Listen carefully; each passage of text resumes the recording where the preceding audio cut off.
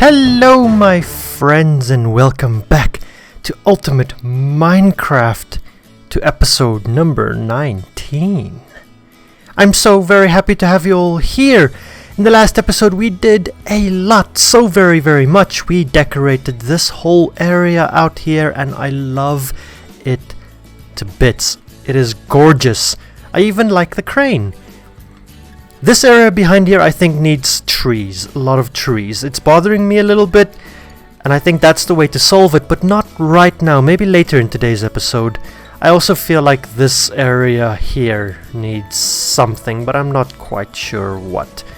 We did also build up this square area and we decorated our diamond beacon and finally gave the Ender Dragon egg a final resting place. And I love this area as well. I'm so happy with the way this beacon turned out and this whole square area. And all of these things just give so much more atmosphere to the place. We did also build 2 more houses in the last episode. The first of which was this big one that houses our iron collection system. While the other one way out over here, much smaller, simply has a little nano farm in it. Perfect little thing. This is as small as I know how to make it. And now it's out of the way, no longer sitting right outside our storage room. At this point I realized that my audio is sounding a little different. Now I did play around with the microphone, but let me know down in the comments what you guys think about it. If it's okay or if I need to change things up a bit more. In today's episode though, I think we're going to build ourselves a pumpkin and melon farm, and I've got all of the redstone, all of the building blocks and decoration blocks that I think I'm going to need for that project in those 3 shulker boxes. Before we do that though, I have another small project that I would like to get done. And that project includes one of our earliest farms we did in this playthrough. I want to modify our skeleton farm, because as an XP farm it's far outclassed in this world at this point. We now have the Enderman farm that's just miles better, but we don't have another reliable source of bones just yet, and I do use quite a bit of the bones.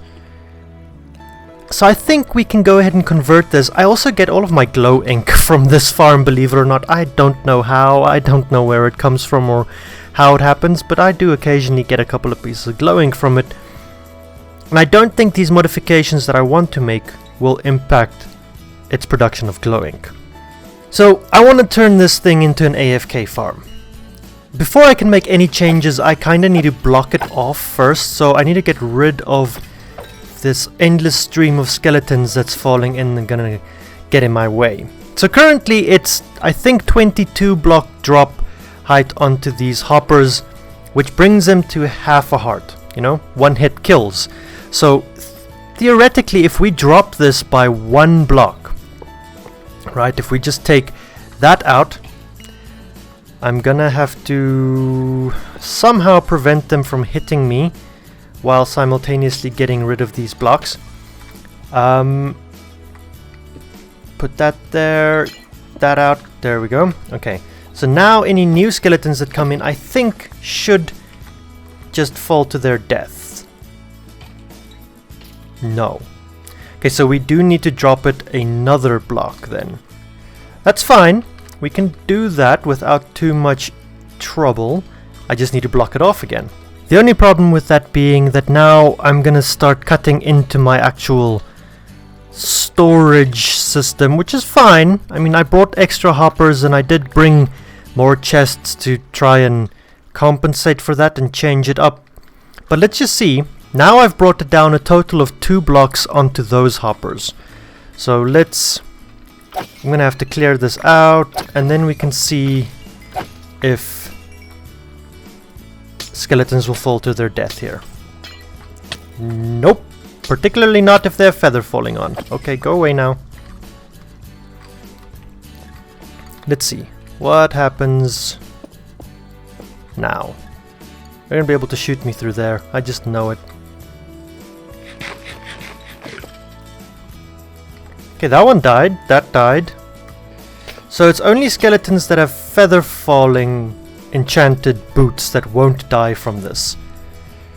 Which sucks. I don't really know how to ensure that they die easily. That's okay. I think for now this solution will do the trick. And just as I say that, there's a skeleton that doesn't die from the fall. Let me grab some materials. I think I have an idea. Admittedly, my idea is not the most elegant of redstone ideas. But what it does do is it gets rid of skeletons with lava. So any skeletons that do fall and don't die will periodically be flushed out with some lava. At the moment I have the timer set to be very quick for presentation purposes, but ultimately I think this will happen once every 5 minutes or so. I don't know exactly what the time is going to be, but this is what I have. I have a basic etho hopper clock set up here in the back. At the moment I have a quarter stack of blocks in there, so it goes off very quickly. I have an observer that then powers 2 separate lines, one of which has a very lengthy delay on it because I need a double pulse that comes through with enough delay for the lava to actually flow and then be taken away again, because I need it to fill up all 3 spaces. I could narrow this down, it would just be 1 and that would be fine, but this is what we have, this is what I'm working with. So initially I thought I could get away with a lot less, but as I kept experimenting, I kept finding that I needed to add one. So at the moment we're at a 9 repeater, all on full delay, if that makes any sense at all. I've also managed to squeeze in 1 more double chest here at the very bottom for ourselves, just in case, because I did have to drop all of this down, but I didn't actually remove a chest, so we'll see.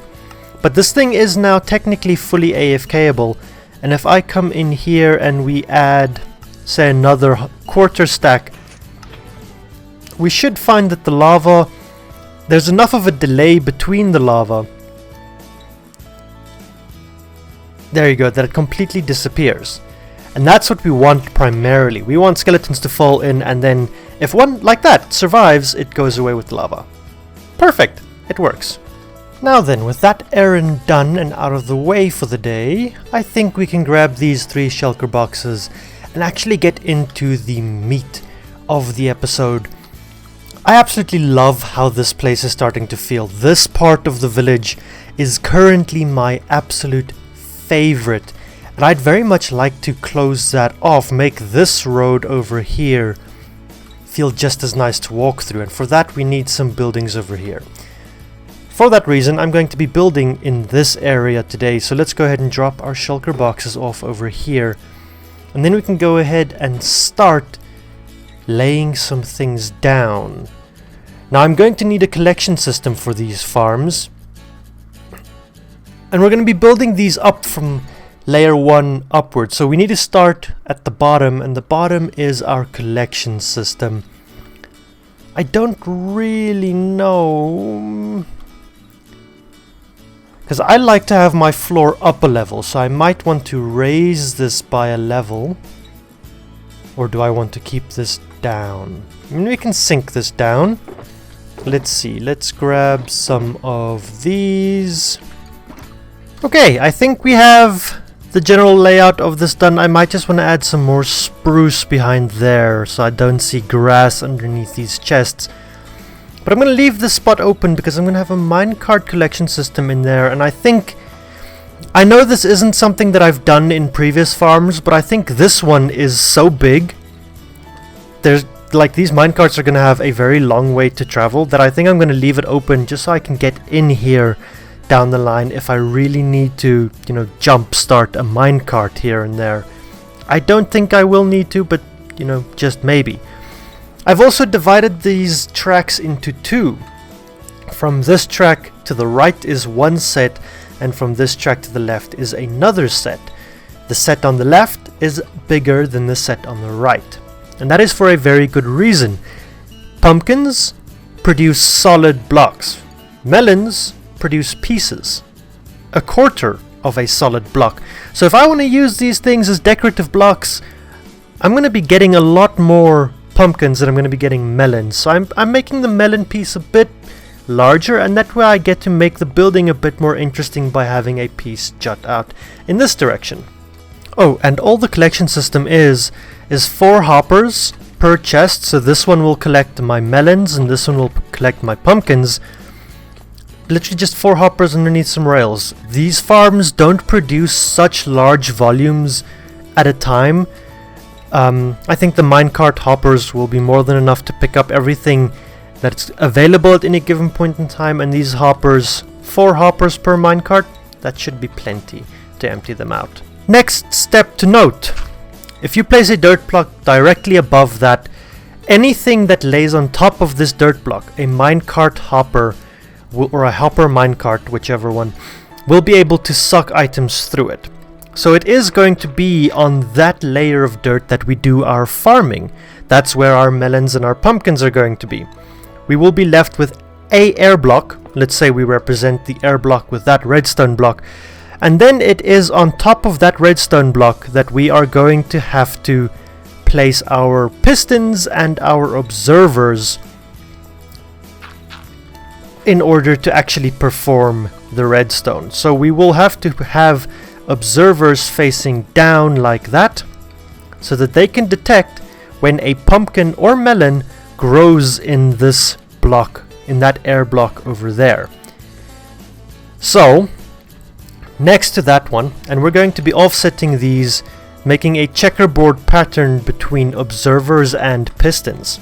Alright, so underneath the observers is where the actual plant is going to be, and then underneath the pistons is where the growing spaces will be. So if the stem grows and produces a fruit, a melon or a pumpkin, observer will detect it and it will fire the piston and break that.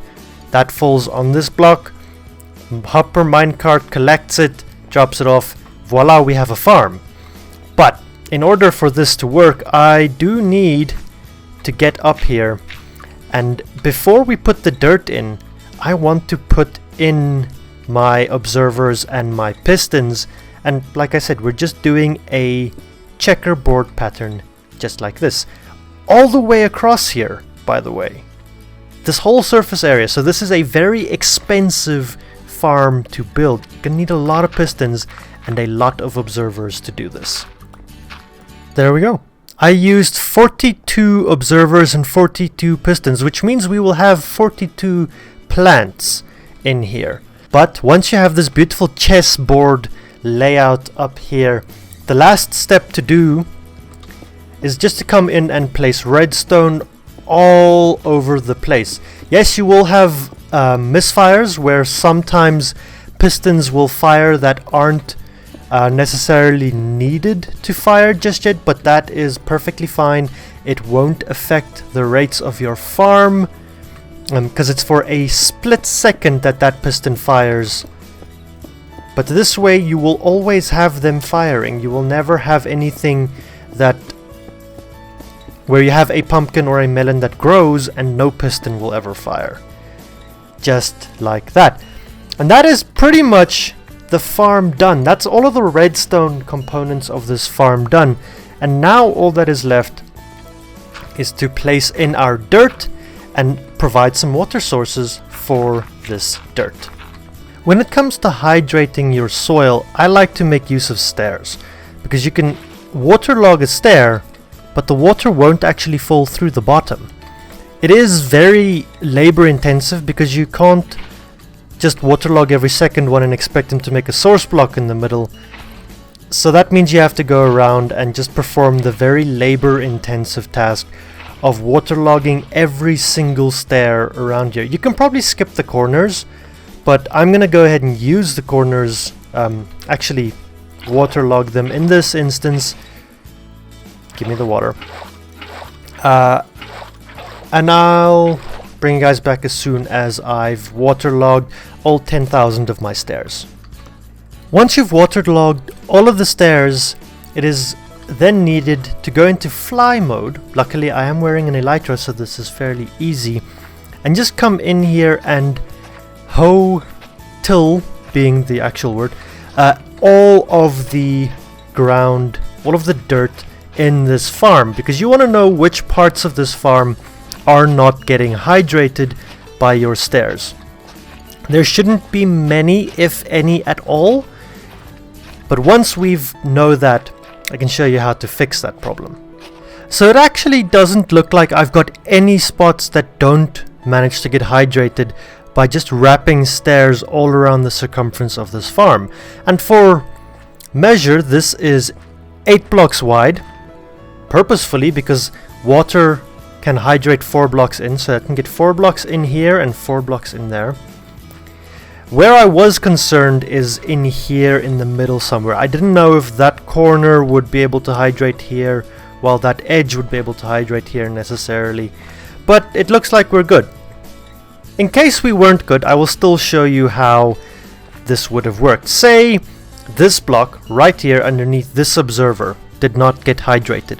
All you would need to do is find its adjacent block or a nearby block underneath a piston. It has to be under a piston because you need all of the blocks underneath your hopper, underneath your observers, to be plantable. So underneath a piston, you come in and you break your block out and you replace it with a stair.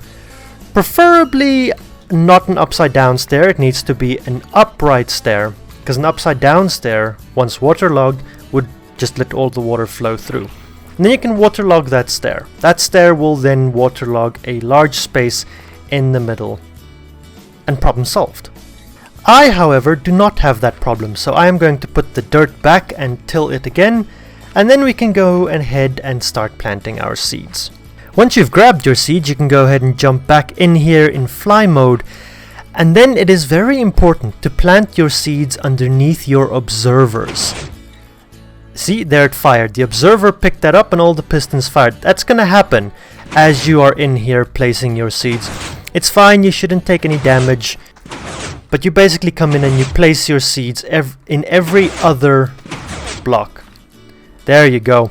So now you see all of the blocks that aren't tilled anymore. That is where you are going to be growing your fruits, your your melons or your pumpkins. So on every other block, you come in and you place your seeds. The very last thing we need to do to get this farm up and running and completed is just to finish off our collection system, our circuit. And for that we need to put in 2 minecart hoppers. So again, just like with the bee farm, I'm gonna have a hard time getting these things in here because I can't. There we go, one is moving. Because I can't actually push them. Of course, I'm an idiot, so don't listen to me. Okay, once you've stopped off the ends, you can go ahead and put your minecarts in, and then they miraculously start off by themselves as well. But that is now a fully functional melon and pumpkin farm, and it just needs to grow. Now yes, I am very well aware that I'm missing a couple of melon seeds here down the middle. I actually didn't have enough of them. So I'm just gonna wait for this stuff to grow up, give me more seeds, and then we'll plant in the rest. I haven't gotten anything yet, but it is working. You see? Once all of that is done, we can finally begin to build up the exterior of this farm. However, should you wish to do this the opposite way around, build an exterior and then build the farm inside of it, like how we had done with this farm, we designed our exterior shape before we built the sugarcane farm inside of it. A very important thing to note is the height of this farm. You need a layer at the bottom to power your rails, then you need a layer for your rails and your minecarts, a layer for your water and for your soil, an air block, a layer for your observers and for your pistons, and you need a layer up top. Which means this farm needs to be a minimum of 6 blocks tall. Should you stack this farm, something to note, your redstone blocks or whatever you use to power your rails cannot go right on top of those redstone dust blocks over there, because then your pistons will be permanently powered, which is bad. So you will need to have at least one block above this. So technically this farm needs to be a minimum of 7 blocks tall if you're stacking it. That is a very tall structure to stack. It is a lot more efficient if you have a large sprawling farm like I have here. That being said, similar to how our sugarcane farm is a stacked unit and also makes use of minecarts, I have built this farm, this exact design, in a stacked version many times before. I usually put them inside my windmills or inside lighthouses or things like that. But I thought this time, you know, we're trying to fill up the space in here in our village. Let's just build a new little house. Although this is not a very small house. So, I think it's finally time for me to get some of my decorative blocks out, and we're gonna start building this thing decoratively. The exterior of it. Words are hard. My friends, I suck at talking, so instead, let's go ahead and roll a time lapse of me building up a house.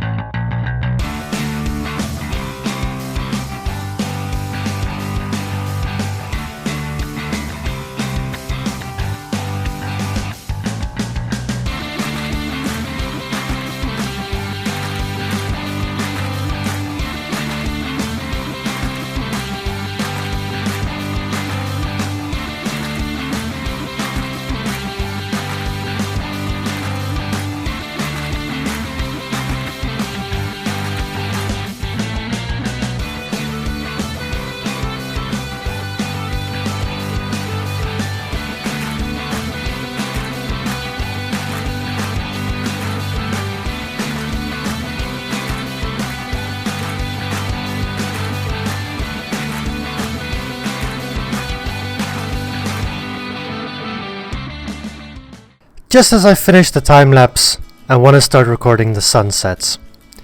Oh well, I guess it's a good a time as any to show you guys a modification I made to my storage room. I have a hidden bed over there, and just in case I have a hidden bed over here. But it's not night. It is nighttime. I can see stars. Let me sleep. Let me sleep, please. Thank you. But yes, there it is, my friends, and I'm pretty happy with it. There's something else I think I would like to do though, before I completely forget about it, and I need some spruce trapdoors for it. I don't necessarily like just having the tops of logs exposed, so just cap them off a little bit like that. But yes, this is our melon and pumpkin farm, the exterior of it at least, the building thereof. Obviously, we need a lot of trees and rocks and foliage and pretty things around it now. But while I was building this, I noticed something. Do you see that minecart over there is standing still? And both of them are on the left side of the farm. Now this is the second time that they've both gotten stuck on that side of it, but this is the first time that this has happened where it stops like that. So I'm just gonna collect them, and I think some of them went in. Yep. But as you can see, the farm is working. It's just that my minecarts are weird. I have noticed though that I am getting melons in what is supposed to be the pumpkin side, so I don't think it matters very much if, say, these two were to share storage, because I don't think I'm going to be able to differentiate them in any case. And because of that, I think this will solve my problem if I just make it one long continuous loop. So let's go ahead and craft up another one of these. It does mean that I can only have one of these things on here, So let's go ahead and throw that minecart on there, and hopefully that fixes my problem. I just need to get out of here now before it comes back. So again, did I just slam the door in my own face? What?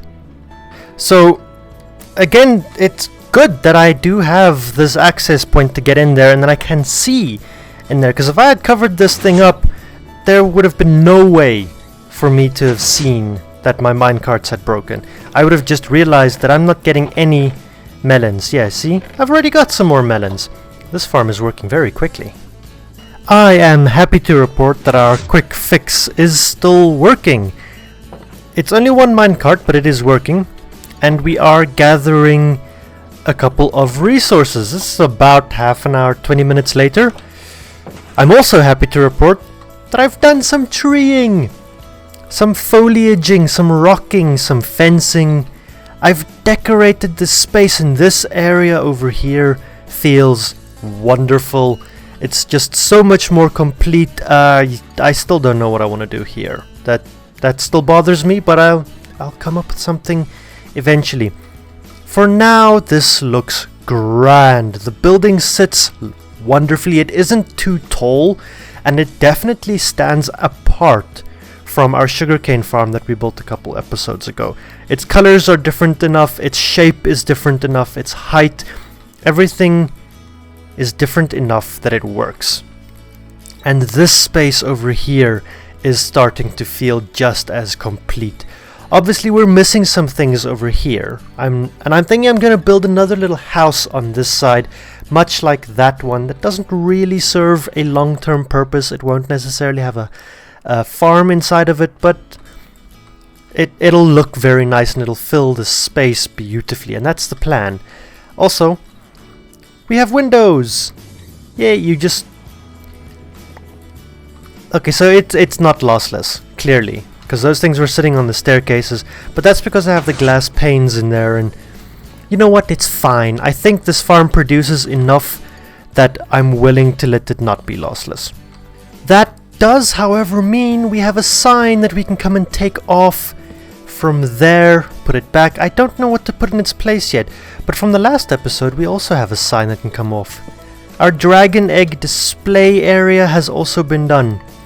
My friends, that leaves us with 3 open spots on this to-do list board again. So, as always, suggestions down below in the doobly-doo. And as 2 lovely little bonuses, because we've been working in this area quite a lot, we actually have a substantial amount of sugarcane and bamboo built up in our reserves. Oh, I need to update this. There we go. I think that's all that needs updating at this point. I did update the maps. This one needs updating. Yep. There we go. That's starting to look brilliant. So yes, we do have a lot of sugarcane and bamboo built up in reserve, but we also have quite a bit of iron again for a change. And that's basically 4 stacks of blocks right there, and some poppies, which is absolutely brilliant, because my iron reserves have been running just a little low again, especially given how many hoppers and, well, minecarts I've been using lately. Hidden lighting. Possibly for the first time in this series, I'm happy to see the sun set, because there is a view of my village, my friends, that you guys don't really get to see ever, and that's it at nighttime. I try and sleep a lot because I don't want this beautiful place of ours to get creepered, but honestly, once the sun goes down and these lanterns and all my ambient lighting takes hold, this village really does become a beautiful place to walk through. And I'm pretty sure most of the inside of this village is kinda mob proof. It's just spots like this where there are large open spaces in between that are definitely not mob proof.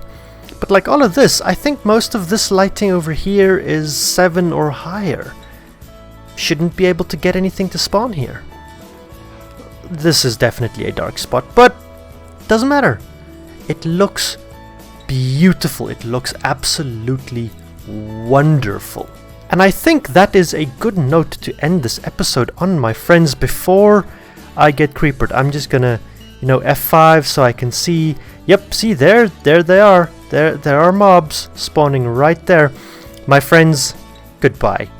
If you've enjoyed this episode, you know what to do. Like, comment, subscribe if you haven't done so already. And my friends, until next time, have an absolutely brilliant one. Now I desperately need to find a bed where mobs are not too close for me to sleep.